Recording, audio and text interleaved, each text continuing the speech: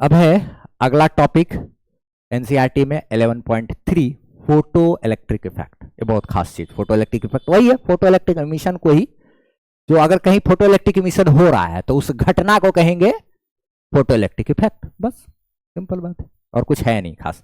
Photo electric effect कभी exam में पूछेगा तो ऐसे अपना एक फोटो वोटो बना देना है क्या, ऐसे करके, और ठीक है, इसी में ठीक है, यहां से क्या होगा, लाइट आएगा, ये लाइट ऐसे आएगा, आने के बाद यहां पे क्या है, मेटल सरफेस है, तो इससे क्या होगा, बाहर निकलेगा गैल्वेनोमीटर, ऐसे करके गैल्वेनोमीटर है, लाइट यहां आएगा, लाइट आकर के गिरेगा, यहां से इलेक्ट्रॉन बाहर निकलेगा, तो इलेक्ट्रॉन अगर घूमेगा सर्किट में तो क्या होगा, यहां करंट हमको देखने को मिलेगा। सिंपल, क्या यही चीज है। ये फोटो बना देंगे, फोटो इलेक्ट्रिक इफेक्ट अगर कहीं पूछता है 1 मार्क्स 2 मार्क्स का अगर पूछता है कहीं, तो ये फोटो ऐसे बना देना है, लिख देना है बात उसके बारे में, क्या वही बात ना, घुमा फिरा वही बात तो है। The photoelectric effect is a phenomenon in which electrons are emitted from a metal surface. Photoelectric effect एक ऐसा घटना है जिसमें कि इलेक्ट्रॉन जो है वो बाहर निकलता है सरफेस से, when photon having energy equal to work function और more than the work function of metal fall on that metal surface. Photoelectric effect एक ऐसा घटना है जिसमें कि किसी मेटल सरफेस से इलेक्ट्रॉन बाहर निकलेगा, यदि मेटल सरफेस के ऊपर उसके वर्क फंक्शन के बराबर या उससे ज्यादा एनर्जी वाला फोटोन आकर के गिरता है। तो ये सिंपल सा बात है इसमें, ठीक है। फोटो इलेक्ट्रिक इफेक्ट 2 लाइन का है, जो भी रहे 4 लाइन इसको लिखना होगा, याद करना होगा, ठीक है। फोटो इलेक्ट्रिक इफेक्ट क्या होता है, इसमें क्या कहते हैं, 2 साइंटिस्ट वगैरह था, उस सबका बहुत सारा एक्सपेरिमेंट वगैरह हुआ, उस सबका ऑब्जर्वेशन वगैरह हुआ। एनसीईआरटी में पढ़ोगे अगर, फोटो इलेक्ट्रिक इफेक्ट हेडिंग है 11.3, उसके नीचे में 2 साइंटिस्ट का नाम है, और वो लोग एक्सपेरिमेंट किया था, मतलब ये कर रहा था, ऐसे ऐसे में ये हुआ, तो उससे पता चला कि अच्छा वो कहानी, कभी पढ़ने का ऐसे शौक अगर जगे तो लाइन बाय लाइन ऐसे एनसीईआरटी में अपना शौक पूरा कर सकते हैं कहानी का, ठीक है। लेकिन उससे क्या निचोड़ निकलता है उस पर, उसको यहां हम समझा रहे हैं, ठीक है। उससे काम का बात क्या निकलता है जो हमको काम देगा बहुत अच्छे तरीके से, वो हम यहां बताने वाले हैं। Some important terms related to photoelectric effect. Photoelectric effect का इसके बाद हम लोग को एक्सपेरिमेंटल स्टडी करना है अगले क्लास में, तो उसमें क्या है, उसको अच्छे तरीके से एक्सपेरिमेंटल स्टडी अगर करेंगे, यानी कि फोटो इलेक्ट्रिक इफेक्ट, लाइट है, अलग अलग प्रकार का लाइट वगैरह गिरा गिरा करके देख रहे हैं कि क्या क्या होता है नहीं होता है, वोल्टेज बढ़ा के घटा के, अलग फ्रीक्वेंसी का लाइट, कभी लाइट का रोशनी बढ़ा के घटा के, हर तरह का एक्सपेरिमेंट करेंगे। Experimental study of photo electric effect अगले क्लास में हम लोग पढ़ेंगे, यानी कि फोटो इलेक्ट्रिक इफेक्ट के ऊपर अपना एक्सपेरिमेंट करेंगे, ऐसा करेंगे तो क्या होगा, वैसा करेंगे तो क्या होगा, ये सब कुछ, तो उसका रिजल्ट वगैरह है, वो सब चीज पे चर्चा करेंगे। लेकिन वो एक्सपेरिमेंट करने से पहले हमको कुछ टर्म्स है जो पता होना चाहिए, ठीक है, और ये एग्जाम में पूछता भी है, और हमको उस एक्सपेरिमेंट को समझने के लिए जो टर्म्स हम बार बार यूज करेंगे उसको समझाने के टर्म के क्रम में, वो टर्म क्लियर रहना चाहिए दिमाग में, ठीक है। ये चारों टर्म क्लियर रहेगा तो फोटो इलेक्ट्रिक इफेक्ट का जो एक्सपेरिमेंटल स्टडी है वो सब कुछ समझ में आएगा। बहुत आसान टर्म में देख लेते हैं, 2 मिनट का खेल है। थ्रेशोल्ड एनर्जी क्या होता है, देखो ये सब 4 टॉपिक का नाम है, एक है threshold energy, threshold frequency, threshold wavelength और इंटेंसिटी ऑफ फोटोन, ये पता होना चाहिए, तो हमको एक्सपेरिमेंटल स्टडी समझ में अच्छे से आएगा। ये एकदम कल याद करके आना है, मतलब समझ करके आना, अच्छे तरीके से सोच लेगा, क्योंकि सबसे हम पूछेंगे, ठीक है, फिर तब एक्सपेरिमेंटल स्टडी वाला नेक्स्ट क्लास होगा उसके बाद। चलो समझते हैं थ्रेशोल्ड एनर्जी क्या है। थ्रेशोल्ड एनर्जी क्या होता है, कुछ नहीं, देखो कोई मेटल है, मेटल का वर्क फंक्शन है कुछ, ठीक है, तो अगर मेटल के वर्क फंक्शन के बराबर वाला उस पर फोटोन गिराएंगे, मेटल का जितना वर्क फंक्शन है, जैसे इस मेटल का वर्क फंक्शन है 10 जूल, ठीक है, मान लिया जाए, हम इसके ऊपर फोटोन गिरा रहे हैं, और उस फोटोन का जो एनर्जी है वो भी कितना है, 10 जूल। इसके वर्क फंक्शन के बराबर एनर्जी वाला अगर फोटोन गिरा रहे हैं तो कहेंगे क्या कि उस फोटोन का जो एनर्जी है ना वो थ्रेशोल्ड एनर्जी है। अगर आने वाला फोटोन का एनर्जी मेटल के वर्क फंक्शन के एकदम बराबर है, तो कहेंगे कि आने वाला फोटोन का जो एनर्जी है ना, उसका एक नाम बोल देंगे। क्या नाम बोल देंगे? थ्रेशोल्ड एनर्जी ना। इस थ्रेशोल्ड एनर्जी से ज्यादा एनर्जी दीजिएगा तब और अच्छा से होगा, और यहां दीजिएगा तो वहां से शुरू होगा। थ्रेशोल्ड एनर्जी अगर दीजिएगा मेटल सरफेस पे तो क्या होगा? फोटोइलेक्ट्रिक इमिशन होना वहां से स्टार्ट होता है। तो आने वाला फोटोन का एनर्जी अगर मेटल के वर्क फंक्शन के बराबर है तो कहेंगे कि आने वाला फोटोन का जो एनर्जी है वो क्या है? थ्रेशोल्ड, यानी कि थ्रेशोल्ड एनर्जी और वर्क फंक्शन बराबर। क्या वही बात ना? वही चीज को लैंग्वेज में लिख दिए। क्या है कि when the energy of incident photon is equal to the work function of the given metal, अगर आने वाले फोटोन का एनर्जी बराबर है मेटल के वर्क फंक्शन के, then the energy of that incident photon is called threshold energy of the given metal. क्या यानी कि हम लोग कह सकते हैं थ्रेशोल्ड एनर्जी किसके बराबर होता है? थ्रेशोल्ड एनर्जी माने आने वाला फोटोन का एनर्जी। अगर वो आने वाला फोटोन का एनर्जी मेटल के वर्क फंक्शन के एकदम जस्ट बराबर है तो कहेंगे कि आने वाला फोटोन के पास जो एनर्जी है उसका नाम क्या करण कर देंगे? Threshold energy. बस सिंपल बात है ना। We can also say that threshold energy is the minimum amount of energy is the minimum amount of required energy of incident photon for which photoelectric emission will take place ना। Photoelectric ये threshold energy के बारे में एक बात और भी बोल सकते हैं कि थ्रेशोल्ड एनर्जी जो है वो मिनिमम रिक्वायर्ड एनर्जी है किसी आने वाले फोटोन का, जिसके लिए क्या हो जाए? फोटोइलेक्ट्रिक इमिशन होगा।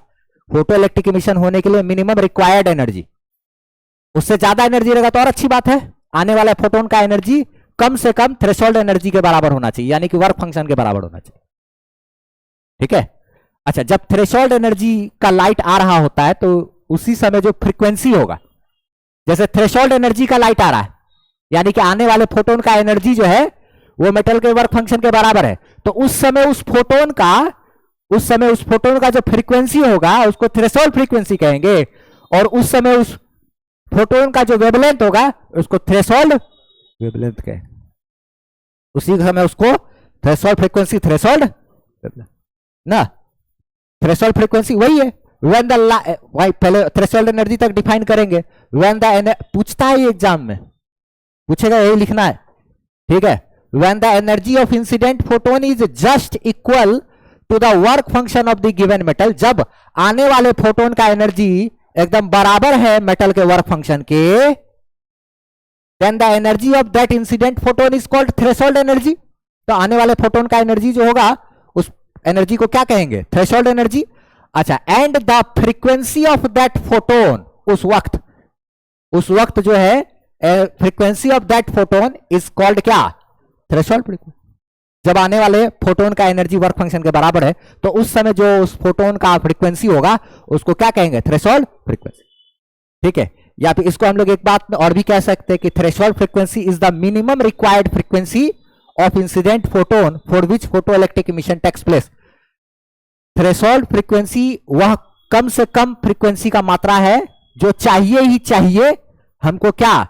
मेटल से, हाँ, फोटोइलेक्ट्रिक इफेक्ट होने के लिए। यानी कि मेटल से अगर इलेक्ट्रॉन निकालना है तो कम से कम उतना फ्रीक्वेंसी वाला हमको लाइट चाहिए, उसी फ्रीक्वेंसी को मिनिमम, उससे कम होगा तो काम नहीं चलेगा।